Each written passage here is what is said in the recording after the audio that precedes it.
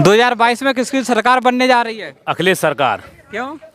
क्योंकि अखिलेश सरकार ने 2017 से लेकर के 2012 से लेकर 2017 तक जो भी विकास कार्य किए, आज तक किसी सरकार ने कोई काम नहीं किया है। इसे यहाँ पर सिर्फ केवल सरकार जो 2017 से और 2022 के बीच में रही है, उसने सिर्फ छात्रों को ठगने का काम किया है, किसानों को ठगने का काम किया है। और जो किसान वहाँ पर बॉर्डर पर जितने भी शहीद हुए, उन लोगों को मतलब श्रद्धांजलि देने का अगर कोई कार्य करें तो सच्चा कार्य यही है कि समाजवादी पार्टी की पुनः सरकार लाए उत्तर प्रदेश में, यही सच्ची श्रद्धांजलि होगी किसानों के लिए। नहीं, कल अखिलेश यादव ने एक घोषणा और की है जी कि जो किसान शहीद हुए हैं उनको 25-25 लाख दिए जाएंगे। क्या लगता है आपको, अखिलेश यादव जी देंगे 25-25 बिल्कुल, वो जो कहते हैं वही करते हैं। उनका ये पहले से ही रहा, समाजवादी पार्टी हमेशा जो कहती है, जो मैनिफेस्टो में लिखती है, वही पूरा कार्य करती है। ये समाजवादी पार्टी की खास वो वजह रही है हमेशा। क्या लगता है महंगाई का मुद्दा क्या है? महंगाई लगती है आपको है या नहीं? महंगाई मुद्दा इतना है भाई, मान के चलिए आप, महंगाई तो यहाँ तक है कि जो कमाई का जरिया है वो बिल्कुल आधा हो गया है और महंगाई दुगने स्तर पर पहुंच चुकी है। बेरोजगारी क्या सोचते हैं बेरोजगारी के बारे में? बेरोजगारी की ये मान के चलिए कि जब उत्तर प्रदेश के अंदर कंपनियां ही नहीं रहेंगी, सब खत्म कर दी इन्होंने, कहीं GST लगाकर कहीं कुछ लगा करके, तो रोजगार कहाँ से आएगा? नहीं, योगी जी ये कहते हैं कि समाजवादी पार्टी गुंडों की पार्टी है, तो आप क्या सोचते हैं? अब जब अमित शाह मंच पर बगल में गुंडे को खड़े होकर के और कैमरा लगा करके यूँ देखते हैं, गुंडे दूर दूर तक दिखाई नहीं दे रहे हैं, और जब पड़ोस में गुंडा खड़ा है उसको उन्हें नहीं दिखाई पड़ रहा है। अजय मिश्रा टैनी, वो गुंडा नहीं था क्या, जिसने गाड़ियाँ चढ़वा दी अपने बेटे से किसानों के ऊपर? नहीं, योगी जी कह रहे हैं कि 2022 में हमारी सरकार प्रचंड बहुमत से बनने जा रही है, कोई हराने वाला नहीं है मुझे। ऐसा है, उन्हें सिर्फ मंदिर और मस्जिद की वजह से दिखाई दे रहा है। उन्हें सिर्फ विकास उतना ही दिखाई देता है कि मंदिर और मस्जिद हमने बनवा दिया, बस यही विकास है। तो उनकी नज़र में प्रचंड बहुमत से बनने जा रही है, लेकिन अच्छा उनकी सरकार बनने जा रही है, फिर भी उनके विधायक गांव में जाते तो पिटते क्यों हैं? देखिए, पिटते थोड़ी नहीं, वो कहते हैं कि हमारे सम्मान होता है। अच्छा, सम्मान जूतों से होता है उनका, जूतों से हो रहा है उनका सम्मान। ये कि भाजपा पार्टी सबका साथ सबका विकास वाली पार्टी है? बिल्कुल भी नहीं है। मैं नहीं मानता हूँ कि वो सबका साथ सबका विकास करती है। क्यों नहीं मानते हो आप? वह केवल अपने नेताओं का और अपना खुद का विकास समझती है बस। और जो उद्योगपति हैं उनकी सरकार है ये, बीजेपी कोई सरकार नहीं है किसानों की, ना नौजवानों की, ना युवाओं की।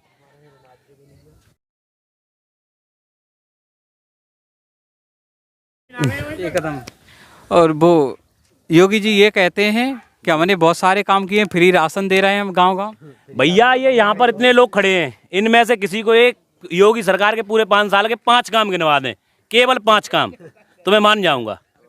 अखिलेश यादव के 5 काम गिनाइए। अरे अखिलेश यादव के भैया देखो, सबसे पहले कानून व्यवस्था की मजबूत कड़ी 100 नंबर। दूसरे नंबर पर महिलाओं के लिए समाजवादी पेंशन। तीसरे नंबर पर आपको 108 एम्बुलेंस, ठीक है। और चौथे नंबर पर उन्होंने मतलब मान के चलिए आपके योगी जी ने अभी यहाँ पर लैपटॉप वो टेबलेट बांटे थे। वो तो ये कह रहे हैं टैबलेट हमने सभी को दिए, सभी को बंटने वाले, धीरे धीरे मिलने वाले। मेरे गांव में यहाँ पर इतने खड़े, किसी को टैबलेट मिला भैया क्या? टैबलेट अखिलेश यादव, अखिलेश यादव भैया। और मैं बताना चाह रहा हूँ, सुनिए, जिस स्टेडियम में योगी जी ने खड़े होकर के लैपटॉप वो टैबलेट बांटे थे, वहाँ पर वो किसने बनवाया था? अखिलेश यादव ने। आपने कोई ऐसी जगह बनाई जहाँ पर आप किसी छात्र का या किसी वरिष्ठ नागरिक का सम्मान कर सकें? ऐसी कोई जगह है? राम मंदिर का नाम लेते हो आप, राम मंदिर पर अभी तक मेरे ख्याल से वहाँ पर नींव भी नहीं भरी गई है मेरे ख्याल से। अब इसी मुद्दे पर 2024 का चुनाव लड़ना चाहते हैं। योगी जी कहते हैं हमने किसानों के लिए बहुत काम किया है, किसान सम्मान निधि के तहत अकाउंट में पैसे भेज दिए जाते हैं। भैया 2022 में योगी सरकार ने ये कहा था कि हम किसानों की दुगनी आय कर देंगे। कृपया बताओ मुझे, दुगनी हुई है कि आधी आय हो गई उनकी? काला धन वापस आ गया, सब लौट के नोटबंदी पे। काला धन भैया, तुम ये 15-15 लाख किस किस के खाते में आए, कोई बताएगा क्या? किसी के खाते में आए? बजीपऊ ना हमारे खाते में तो। और भैया हमारे खाते में तो बजीपऊ ना। एक किस्त आए के भाई तो रुक गई, एक ना मिलो। एक ही नहीं मिला, वो तो कह रहे सबके खाते में भेज रहे हैं। एक किस्त मिली थी, 10 आ चुकी हो, 10 में 9 वापस है, अभी तुम्हारे ही पास है। फ्री राशन नहीं मिल रहा? फ्री राशन तो मिल रहा होगा आपको? हाँ, ये तो मिल रहा है, ये तो साहब। फ्री राशन से फायदा है कुछ? फ्री राशन से कुछ फायदा है? लाइसेंस से फायदा क्या, सिक्के ही लिए है, वो तो मिलता है। तो आप किसे जिताने जा रहे हैं 2022 में? अब देखो किसमें ते कौन जीती है। नहीं फिर तो बताओ किसको दे रहे होगे वोट? हम तो भाई अखिलेश को दे। क्यों? योगी जी राशन दे रहे हैं, उनको नहीं वोट दोगे? वो तो कोई सी सदका आ जाए सोई देगी लाइसेंस। वो कहते हैं कि हमारी सरकार में जो एजुकेशन सिस्टम है वो नंबर 1 पे हो गया है सिस्टम। भैया नंबर 1 पे है उनकी नज़र में, क्योंकि अभी तक तो अखिलेश सरकार में जैसे 70, 80, 85 तक रिजल्ट आता था, लेकिन अब की बार 100% रिजल्ट आया है। कोई परीक्षा नहीं दी गई, उसके बाद भी लड़के पास हुए। नहीं वो कहते थे समाजवादी पार्टी में पहले से ही पेपर लीक हो जाते थे, इस वजह से हमने कैमरा सिस्टम लागू करवाया है। भैया तो मुझे एक बात बता दी, अभी टेट के और मतलब 3-4 पेपर हुए थे, उनमें ये बताइए कौन सा पेपर सही तरीके से हो गया? बेचारे कितनी दूर दूर से लोग परीक्षा देने आए, वहाँ पर बेचारी लड़कियाँ और तमाम लड़के गेटों पर खड़े खड़े होकर रो रहे थे, लेकिन कहीं पर कोई उनकी सुनवाई नहीं हुई। सिर्फ पेपर लीक हुए और परीक्षा निरस्त हो गई। तो मुझे लगता है आप समाजवादी पार्टी के पक्के समर्थक हो। भैया पक्के समर्थक हैं, जब तक समाजवादी पार्टी है तब तक हम हैं और समाजवादी पार्टी के साथ हमेशा रहेंगे। तो कौन जीत रहा है आपके विधानसभा से? हमारी विधानसभा से डॉक्टर मुकेश वर्मा जी जीत रहे हैं, और जो राष्ट्रीय नेतृत्व ने जो फैसले लिया सही लिया, बिल्कुल कोई हम समाज उनके साथ हैं।